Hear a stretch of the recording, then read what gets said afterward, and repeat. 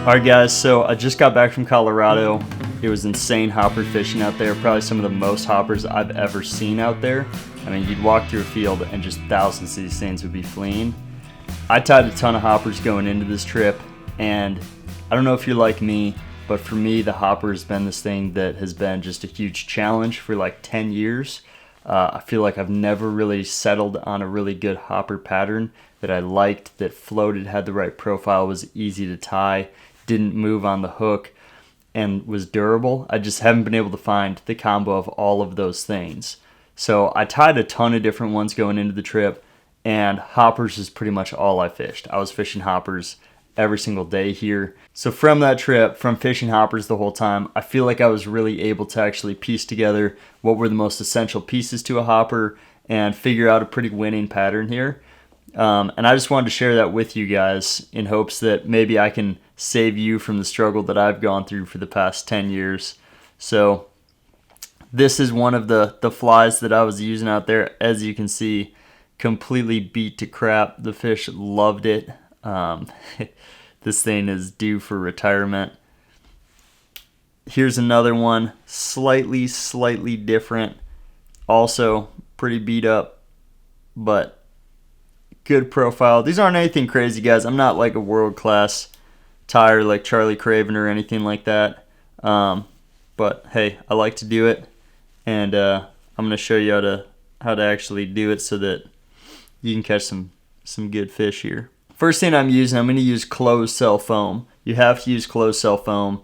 If you just go to the craft store and you get this flat little thin foam here, this stuff sucks and it doesn't really float. It kind of sinks. This is the nice thick 2mm closed cell foam that you can buy online. This is what you need, okay? Got to have that closed cell foam. So I take this stuff and I cut it into strips that are probably 2 to 3 millimeters wide, so just a little wider than it is thick. And then once I cut it into those strips, I go ahead and I actually split it again. I cut that to be split because we're going to do a top and a bottom. We're going to sandwich these. Once I do that, I am going to just go ahead and just kind of barely square off these edges on here just to get a tiny bit of just a taper to the back. Alright. And like me, I figured out I have kind of a thicker piece and a thinner piece. I'm going to do that thicker piece on top, that, and that thinner piece on the bottom. This should be pretty similar, so it really shouldn't matter too much. First thing you're going to do, go ahead and take a sewing needle here.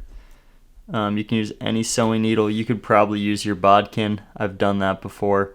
And I'm just going to put this in my vise.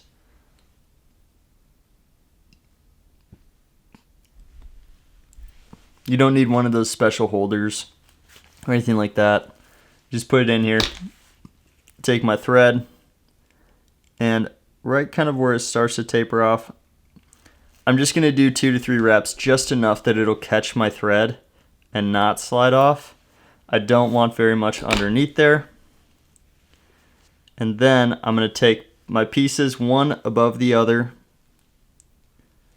and just line them up here.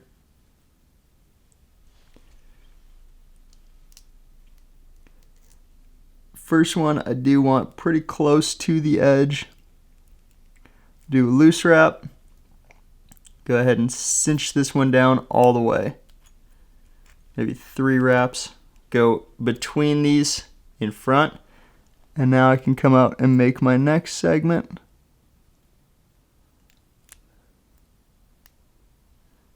Cinch that one down. And we're going to do one more on here.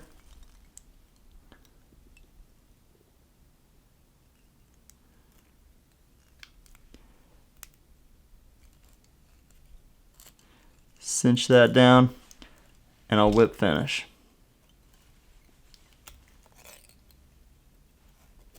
Don't worry if this is moving on you. This is just the abdomen, just a little extender abdomen here. Don't worry about whip finishing way too hard on it, Because what I'm going to do now is I'm just going to take a little dab of head cement or of super glue. I personally really like super glue. I've been really liking it. I just put one right on the very part, the front where I whip finished, and one right where I first tied in. I can slide that off. Alright, so now I have my little extender body here. And I'm going to take a size 10 hook. These are nothing special here, just some Umpqua size 10 hooks, straight shank. These are actually, I think, like 1x strong. It's not going to matter. This is a really buoyant fly. I do think size 10 is probably your best size. I think that if you go too much really bigger than that, they just get massive. The fish like it a little bit smaller. So I'm going to take some pliers here, and just the very back of this, I'm just going to bend down a little bit. Reason being, I just want this hook to actually come down a little bit beneath this body. So I want, when the body's on there, for that hook to be down lower, so it has a better chance of actually getting hooked up. Sometimes you have to just kind of roll this a little bit to get it flatter. Take my hook here, and I'm going to go through this foam pretty much as close as I can get in the very center of the foam to where that other segment is. Come put that back in here, and you can see it's just through the hook here. Nothing crazy about it. And push this back out of the way. It's going to be in your way a little bit. And just do a little thread base on here.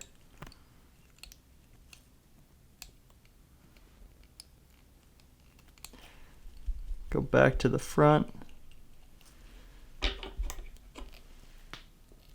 Cut that off. Alright, and here is the key that I have found. You need to use a little strip of some other foam here, and you need to tie this onto the shank of the hook where that foam is eventually going to be tied in.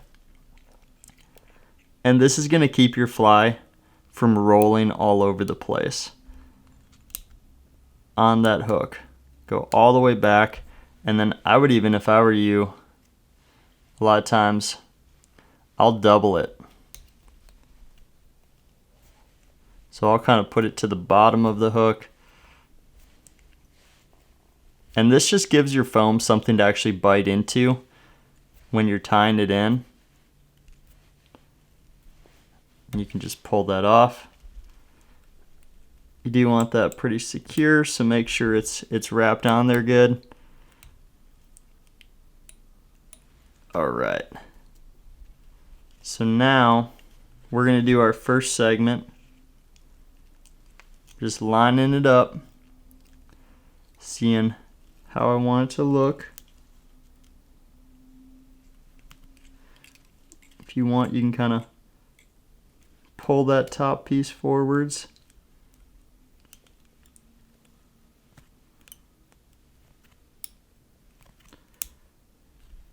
Get that cinched in there. Come forwards again.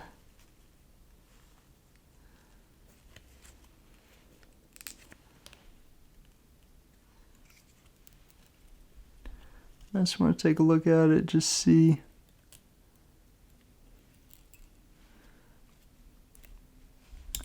How everything's kind of looking, how it's all lining up. Looks pretty good.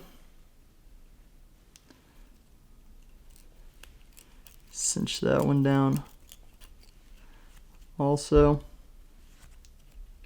And you can already see it's pretty solid on there. Now I'm just going to take some of these rubber legs. I just use these regular barred kind of round rubber legs.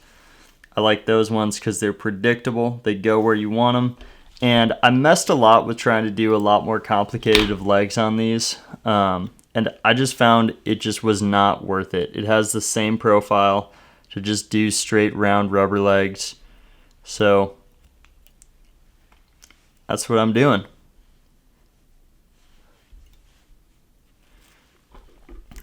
Get that one tied into the far side there. I know you guys can't see that. Go ahead and tie this into the other side.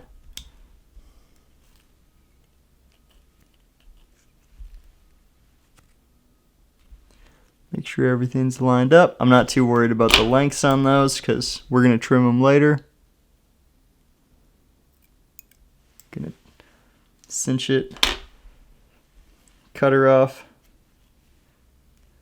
Alright, and the next thing I am going to do at this step, I'm going to take my wing and I'm going to tie my wing in right here. I'll tell you why. So, got my Antron wing. I'm just using some white Antron. Something nice, big, bushy. Losing some Antron.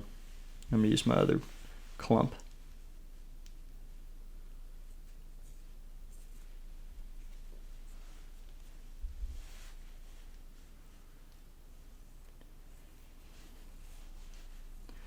Alright, I'm going to tie this in so it's just a little bit longer than the abdomen. I do want it right on top, pretty neat. And then I'll take this,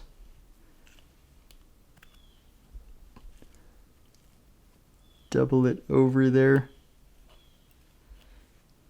and come between. Alright, I do want that out of my way. Let me go ahead and cut it. Get that out of there. Nice big fluffy white wing. Gotta have it. Alright. The reason I don't like doing those crazy giant legs like I'll show you I've done before in the past with something like this is that they come off. They take a long time to tie. It's hard to get them to sit where you want them to sit. And they don't work. So why do them? These legs, just a regular rubber round leg, lasts. It's really durable.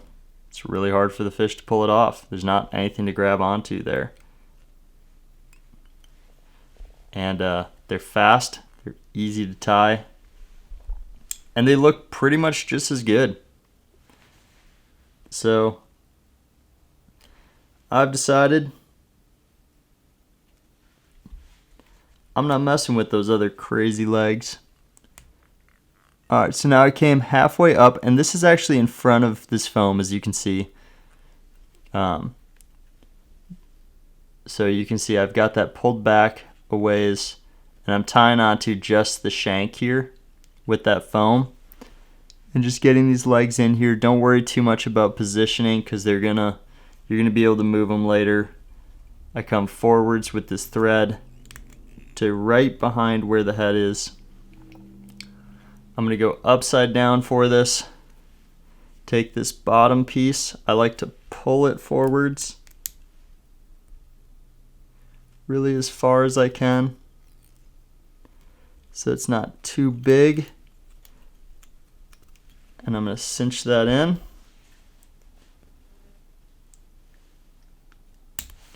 Cut it flush. Clean that up a little bit.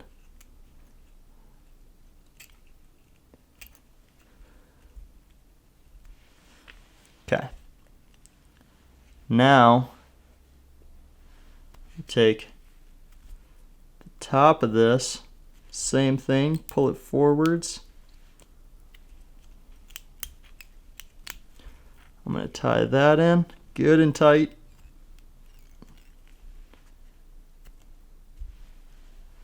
You can see these legs are now, they're sandwiched between here, and I can put them wherever I want them.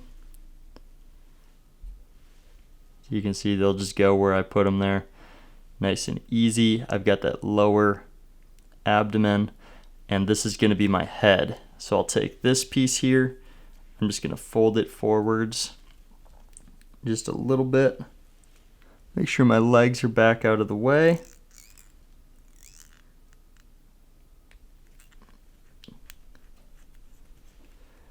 Cinch that down there. Push it back a little bit.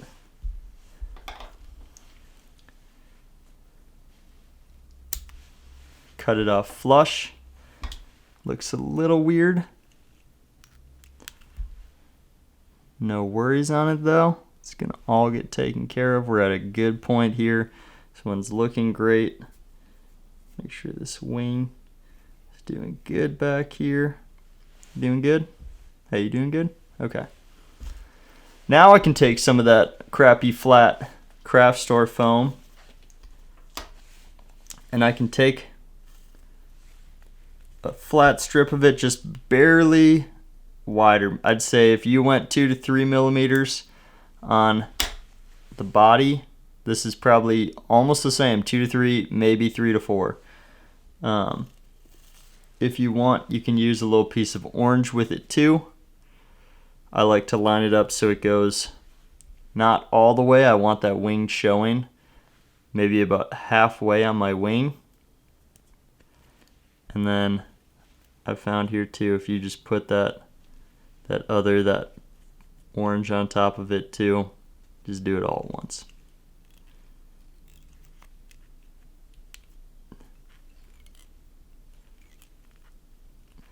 Got that all in there.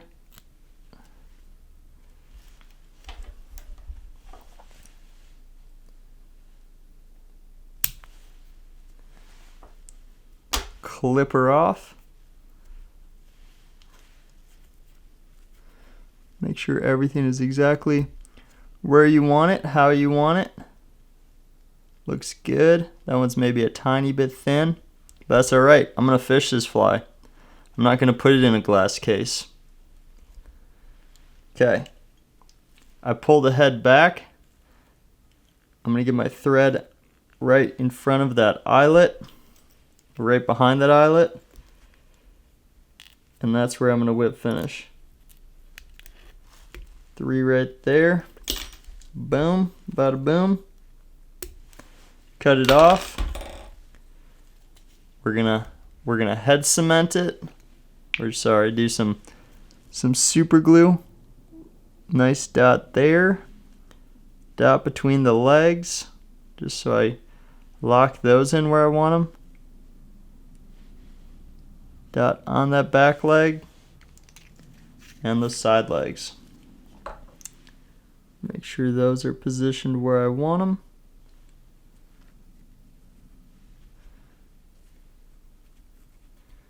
Make sure my wing is the way that I want it. And while that is drying there, that's a great profile. I'm gonna probably trim up these legs and then we will do dots on here. All right.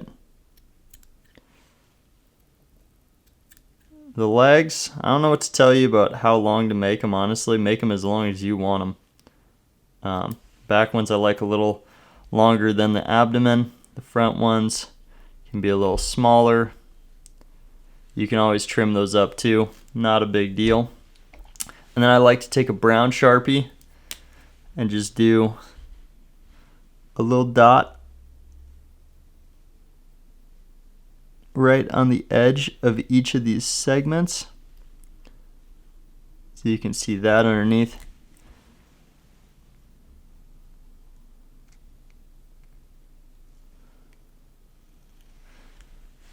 All right, see those little dots in there? Real nice. That's real nice. Put some eyes on here, just with a little black Sharpie,